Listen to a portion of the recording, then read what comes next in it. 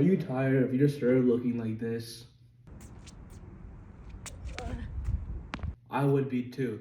But this video, I'm going to teach you how to do 3 different types of serves so you can stop losing easy points on your serve and just start winning matches just like that. Obviously, you're going to need some practice. It won't come to you right away, but this is the correct technique. And if you practice this for a couple of weeks, you'll get it down in no time. So I'm going to teach you how to do the kick serve, the flat serve, and the slice serve. Now, for each of these serves, you want to make sure you have the correct grip. It's called the continental grip or the hammer grip.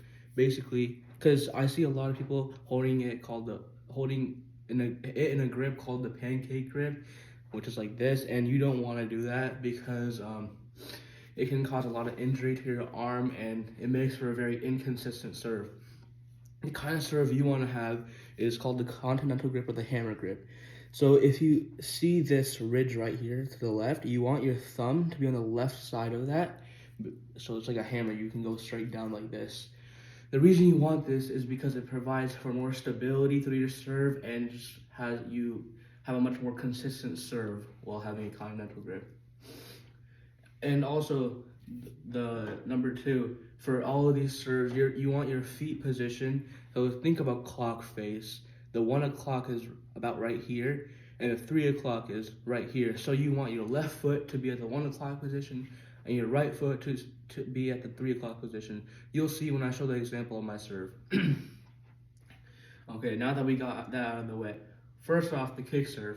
So you want the continental grip, right, as I said. For the kick serve, you want to pronate your wrist a little bit. This is what I do. So just pronate my wrist around, like about 45 degrees. This just lets me get some more spin on the ball because the point of a kick serve is to get a kick spin on it. So it spins out to the right. So if you're playing a right-handed person, it goes to their backhand. And the reason you want to target their backhand is because it's usually their weaker shot and you can win more points on it like that. So for a kick serve, again, feet at the 1 and 3 position, you want your grip to be pronated and the continental grip.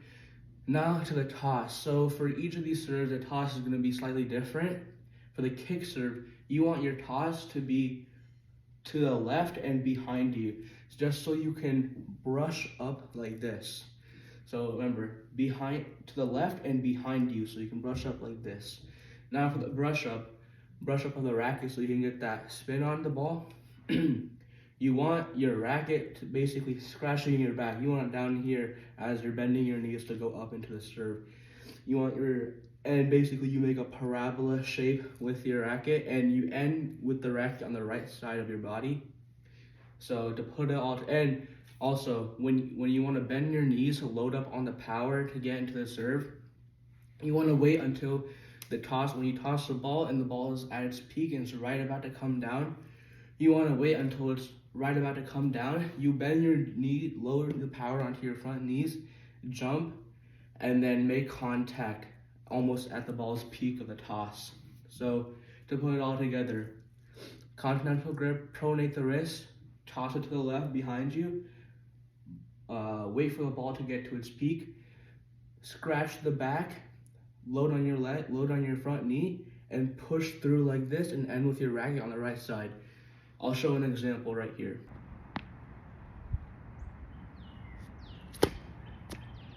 Okay, now that you've become a master of the kick serve, the second serve I'm going to teach you is called the flat serve.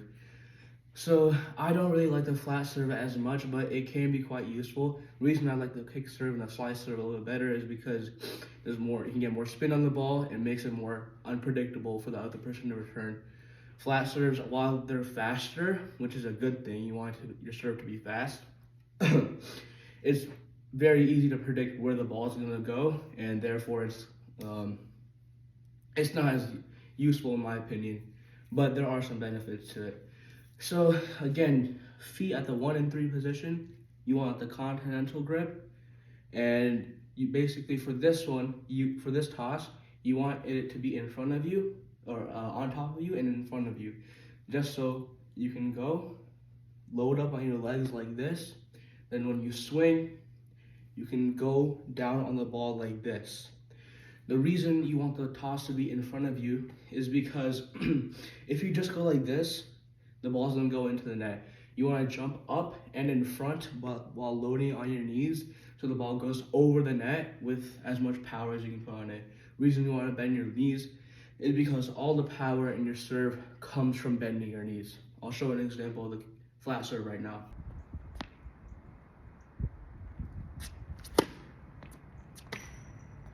Now finally for the slice serve. So this is slower than the kick and flat serve, but it's really nice because it slides across the court. For this one, again, feet at the 1 and 3 position. You want to always remember 1 and 3. Continental grip on the racket, hammer grip, right, like this. And then for the slice serve, your toss should be in front of you again to the right. So you can slice through the ball like this. And notice how my racket stays this like straight throughout. It's because you're making a slice motion through the ball. So you make contact with the ball like this, so the ball has this spin on it, and it just slides out to your left. Do the same thing, load up on your knees as the ball is about to drop, then jump, push through, and you have a slice serve. I'll show another example of this right now.